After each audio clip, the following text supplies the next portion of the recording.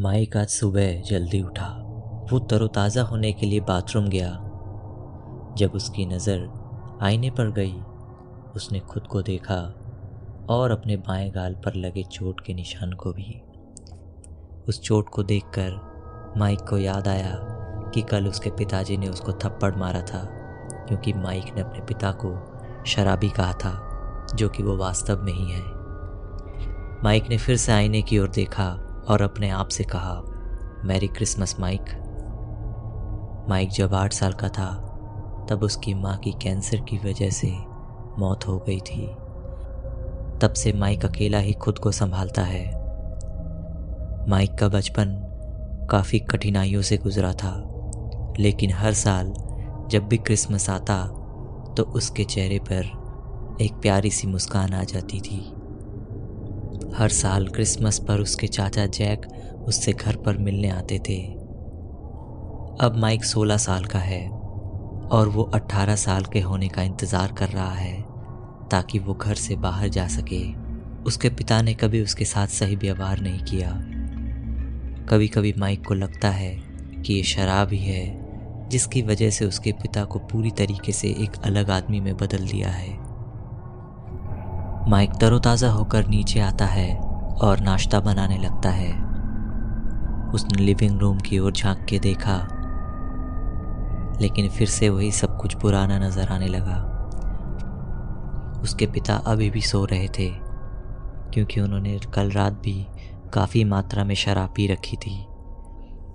Mic ने नाश्ता बनाया और उसके पिता को बेडरूम पर ले जाकर लेटा दिया। माइक को अब घर की और अपने पिता की देखभाल करने की आदत हो चुकी थी। नाश्ता ख़त्म करने के बाद माइक ने अपने चाचा जैक को फ़ोन किया। फ़ोन पर अपने चाचा की आवाज़ सुनकर माइक की आंखें खुशी से चमक उठी। उन्होंने कहा, अंकल जैक, आप कब आ रहे हो? अंकल जैक ने जवाब दिया, मैं जल्दी आऊँगा बेटा। माइक का चेहरा खुशी से चमक उठा। वो क्रिसमस की सजावट की योजना बना रहा था। घर के बैकयार्ड में काफ़ी बर्फ जमी हुई थी। माइक बाहर गया और उसने देखा कि हरे भरे क्रिसमस ट्री जंगल में बिखरे हुए हैं। उनका घर पहाड़ की चोटी पर है, जो चारों ओर से पहाड़ों से घिरा हुआ है। उसे याद आया कि जब वो छोटा था तो उसकी माँ उसे कैसे स्नोमैन बना के दिया करती थी। वो एक मीडियम साइज़ के क्रिसमस ट्री को देखने के बाद उसे अपने घर ले जाता है सजावट के लिए। माइक पहाड़ियों के नीचे एक मॉल में काम करता है। इसी से वो अपने खाने पीने का खर्चा चलाता है। माइक के पिताजी एक गैरेज में काम करते हैं, लेकिन वो अपना सारा पैसा शराब पर खर्च कर देता है। करीब 7 बजे लिविंग रूम में एक छोटे से क्रिसमस सेलिब्रेशन की तैयारी हो चुकी थी। माइक ने क्रिसमस ट्री को बीच में रखा था। क्रिसमस ट्री पर रंग बिरंगे बॉल लटक रहे थे और क्रिसमस ट्री के एकदम टॉप पर एक सुनहरी घंटी रखी थी। माइक ने कमरे को रंग बिरंगी लाइटों से सजाया था।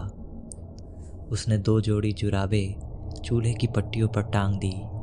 बाहर बहुत ठंड हो रही थी, इसलिए माइक ने कुछ लकड़ियां अंदर रखी और आग लगा दी। उसके पिताजी के चेहरे पे एक अजीब सा गुस्सा था। माइक ने धीमी आवाज में उनसे कहा, मैरी क्रिसमस पिताजी। लेकिन उसके पिता ने मुंह मोड़ लिया और कहा, मैं शहर में अकेले जश्न मनाने जा रहा हूँ, नहीं तो तुम और तुम्हारे वो बोरिंग अंकल मेरा पूरा क्रिसमस खराब कर देंगे। इतने में जैक अंकल भी दरवाजे पर आ जाते हैं। जैक अंकल माइक के पिता को गले लगाने के लिए आगे बढ़ते हैं, लेकिन माइक के पिताजी उन्हें कहते हैं, अपने गंदे हाथ मुझसे दूर रखो, मुझे देर हो रही है। और वो अपनी कार में बैठकर निकल जाते हैं।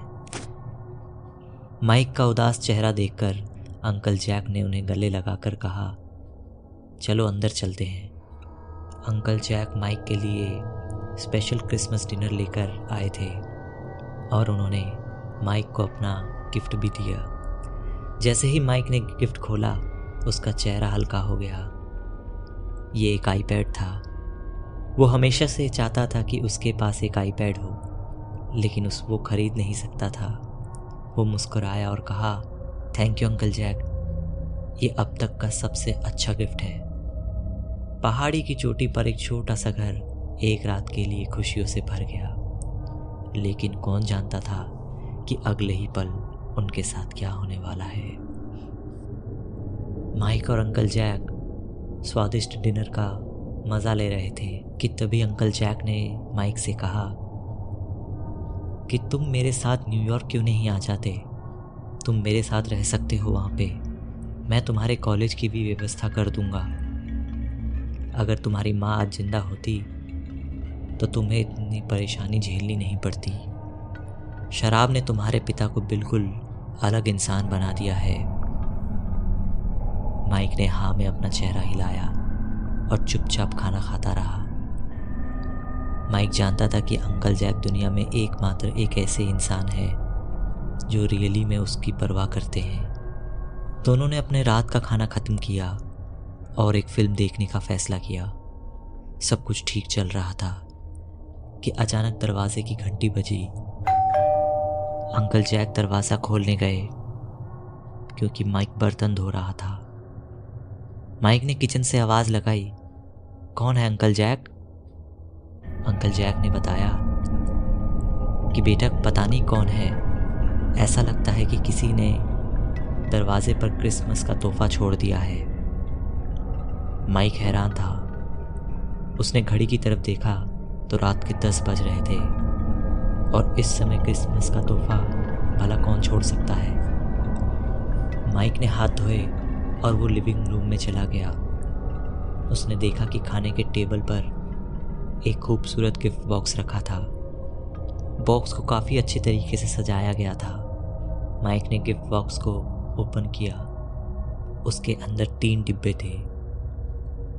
उसने उन 3 डब्बों को बाहर निकाला और सोचने लगा कि भला इसमें क्या हो सकता है। अंकल जैक सामने इजी चेयर पर बैठे थे, लेकिन वो भी उत्साहित थे कि आखिरकार इस 3 डिब्बों में ऐसा क्या है। तीनों डिब्बे अलग अलग साइज के थे। एक छोटा था, फिर बीच वाला और तीसरा सबसे बड़ा। माइक ने सबसे पहले छोटा वाला डिब्बा खोला। इसके बाद जो हुआ उसने माइक की जिंदगी को हमेशा के लिए बदल कर रख दिया।